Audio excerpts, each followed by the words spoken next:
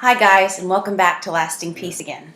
I have to confess, I'm kind of searching for lasting peace today.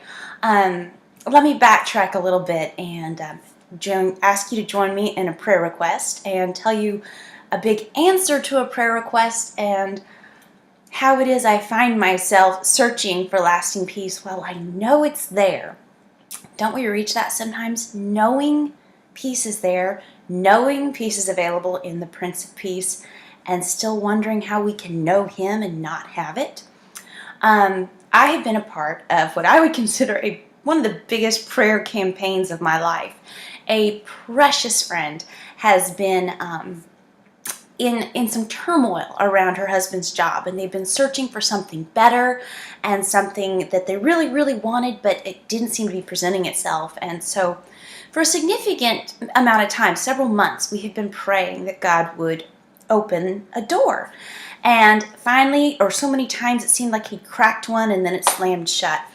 And then one came open just around the 4th of July that from the bottom of my heart, I felt like God was saying, yes, this is it. This is it. And that was an exciting feeling. But it was scary to tell her that I thought, this is it. This is it. Because what if I'm wrong? But it was interesting. As long as the hurdle was in her life, I was able to have faith for that. And I was excited. And I knew God was going to do it. And He did. Yesterday we learned that my friend's husband got the job, and so many other things and benefits that are folding in and coming along with that. And it's been amazing.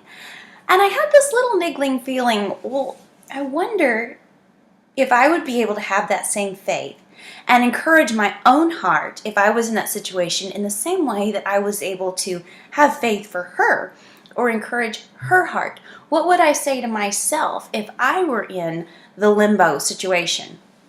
And then this morning, I got a voicemail from the property manager of the house that my husband and I own in Washington State.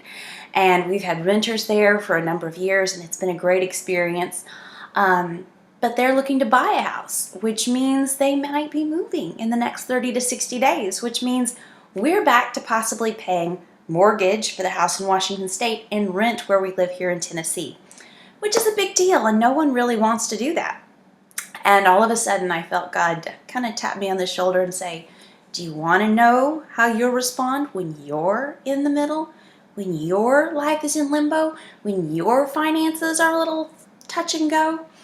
So that's where I find myself, searching for the lasting peace that I know is there. I encouraged this friend to have this peace and to have it or to find that peace because she trusted the one God, the one good God who was going to provide in His time. So am I prepared to invest that trust, that hope, that confidence in the same God that I preach about and have the same peace that I tell others is available? It's there for me too. But it's going to take a leap of faith. It's going to take something I don't have on my own.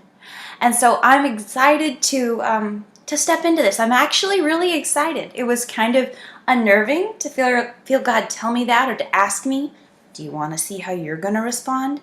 But at the same time, I do. I want to see how I'll respond in limbo, in that giant leap of faith, in that I can't do this myself, God, you've got to do it for me. So I welcome your prayer requests if you want to pray that we would either get new renters or sell this house and be out from under it entirely. And even more so, that I would find this peace that I talk about, that I know is there, and that I would find it in my own heart because of the Christ who lives in me. Anyway, not quite the same eating disorder theme that we discuss all the time, but it's the same faith. It's the same God who redeems us, redeemed me from an eating disorder, that answers and meets every need we have along the way.